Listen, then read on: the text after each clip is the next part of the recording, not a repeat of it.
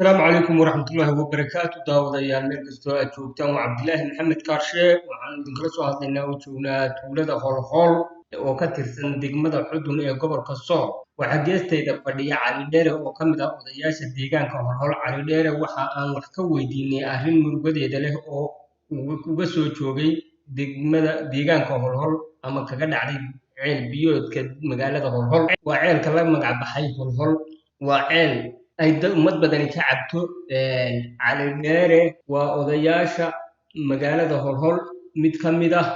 waana Cali aw Maxamed Ducaale waxaan ka weydiinay arrinta halkaa ka dhacday murugada leh naxdinta leh waqti hore taariikhda adigu waxa weeye dhowr iyo sideedamaadkii sida uu Cali Dheere ay sheegay bal Cali Dheere arrinta aynu deeninaa oo inooga sheekeynayo inoo dhammaystiriyo sheekada maxamed aw ducaale waa aabaha dhalay Cali Dheere isaga iyo saddex wiil oo ay u dhalay waxa ay ku dhinteen ceelkan isla mar isla daqiiqad wayna ku biiroodeen bal Cali Dheere inuu deeninaa inoo dhammaystiriyo sheekada tuulada Holhol ee degmada Xudun ee gobolka Sool waxaan la joogaa qayb ka mid ah odayada degmada oo aan wax ka weydiinayno bal taariikhda degmadan deegaankan Holhol xilligii la aasaasay waxa ila jooga Cali Maxamed Cali Dheere Maxamed Ducaale oo wax badan uga soo joogay degmadan deegaankan ahna kana mid ah raggii aasaaska degmada wax ku lahaa aabihii alla yarxama oo ah isagu ninkii ugu horeeyay ee ceelkan baneeya afkiisa baneeya isla markaasna sabab looga dhigay oo ku dhintayba waxa inooga warramayo inooga sheekeynaya sheekada Cali Dheere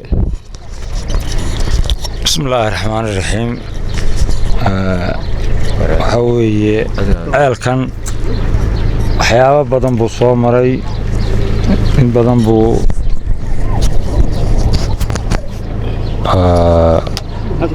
taariikhdiisu way fara badnayd ceelkan marxaladaha uu soo maray wuxuu ahaa marxalado aan hadda lagu koobi karin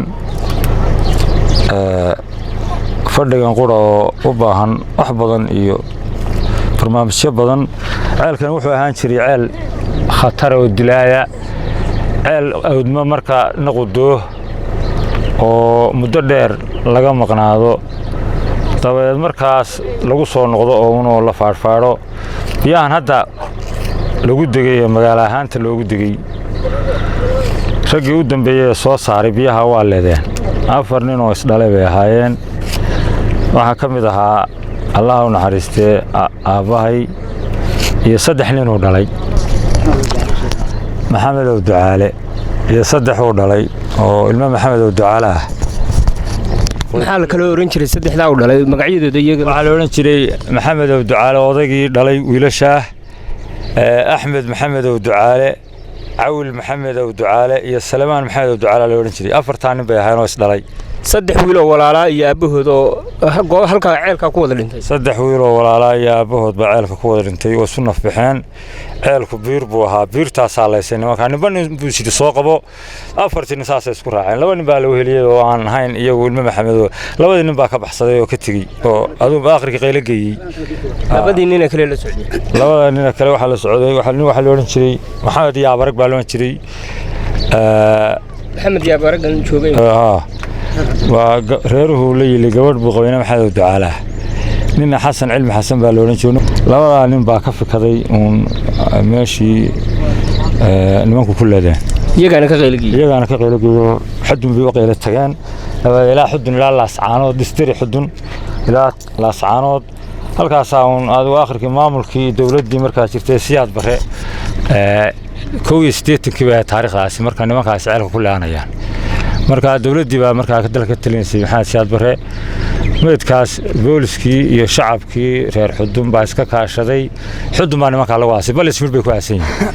biyahan hadeer la manaafacaadsanayana iyaga ka soo saaray ceelka waxaad noo faahfaahisaa bal ceelkan xilliga markii nimankaas ku dhimanayeen sida uu ahaa in la isticmaali jiray inaan la isticmaali jirin iyo ceelkan sida uu ahaa bal xilliga ceelka lama isticmaali jirin markaa intii ka horeysay nimanku ilaa ay biyaha ka soo saareen muddo dheer isagoo awdan biyahan ceelka nimankan kulladeen baa soo saaray manaafacaadka biyahan hadda la cabayay waa soo saaray dabadeedna iyagii de waa leedeen biyo dadkii uun meesha uun dhulka joogeen baa biyo magaala laga dhigay dabadeed ceelkii waa la digay 86 baa la digay afartan nin saddexna walaalo ahayd ninka kalena aabahooda ahaa walaalaha yaabaha bay ahayn aniga saddexna walaalo odayguna aabahay waa la naxariistay aabahay saddex aan walaalnahay bay ahayn xilliga meesha magaalo ma yihiin maahan magaalo ma umana ekayn mana ahayn dhulkuna deegaanku taleex caroolay xudun magaalooyinku intaas ay ahaayeen godaalo bohol ma jirin magaalo kale awrboogos baalkaan u sukaysay magaalo yeesmay xudun ilaa la saanoodna magaalo ma dhaxayn ilaa gobolka Sool koob bay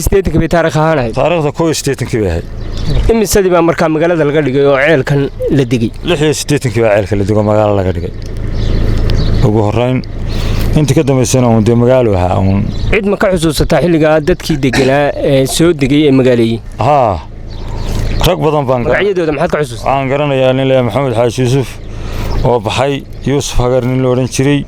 Bila Faarax Yare nin loo oran jiray isna baxay hurra baradir nin loo oran jiray baxay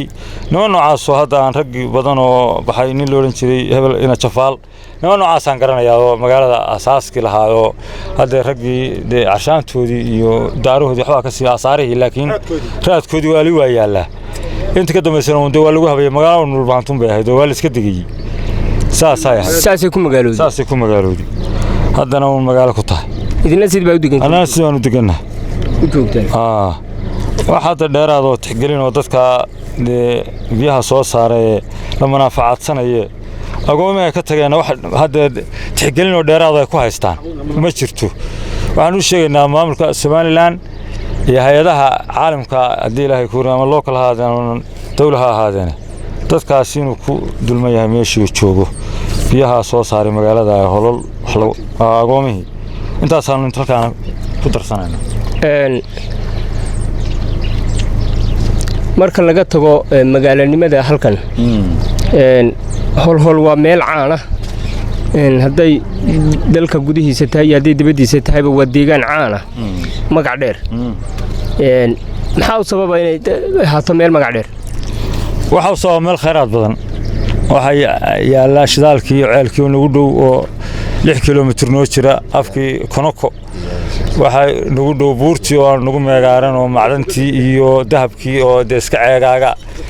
meel caalamka indheedu aad ugu soo jeedaan weeye laakiin ma hesho waxa xaq ay u leedahay wali ma helin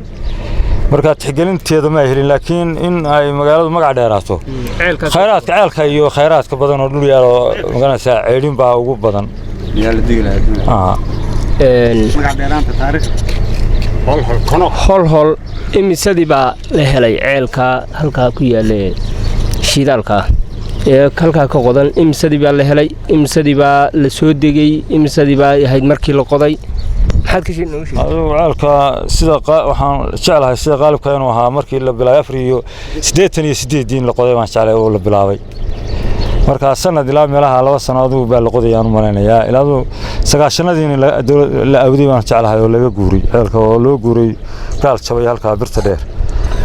saasaan leeyahay anigu markii aan taariikhda sidaan hadaan wax ka khaldanayn saasaan jeclahay aduu 88 baa la bilaabay 9 intaas la qoday ceelka oo socday مسافة أنتوا نوجر على القاسم. مسافة ها وحنا نوجر 6 كيلومتر بنوجره. مقالة وجره. وحاجة كونفرنس نجى بيجينات. أيه نمان كاس قدين. قدالك أي قدين. وحوي وكمان تلقوا دقيقة هذا ولقوا شوقه ولا منافعات صنايو. وحوي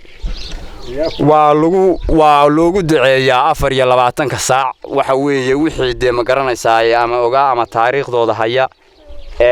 waa lagu liibaanay biyo hadii la waayo magaalo ma jirto biyo waxa ugu horeeyay magaalo waxa ugu horeeyay biyaha waxa weeye biyaha marka la helo baa meesha magaalo laga helaa oo waxa weeye wax ka soo baxaan sidii bay meeshaas ku magaalowday lagu joogaa waxa weeye midhihii baa de la guranayaa waxa weeye aadana waxaanu u sheegaynaa oo wixii aan haatan ogeyn oo aan ka warhayn waxa weeye badina caalamka dhulal fara badan baa lagaga warhayaa oo waa taariikh dalka ku jirta inkastoo taariikhda hadeer dalka dadka qaybtii ay iska badulayso wax la og yahay baa waxa weeye haatan mara la saaraaba marka waa sida ay odayaashu sheegayaan baa arrintu jirtaa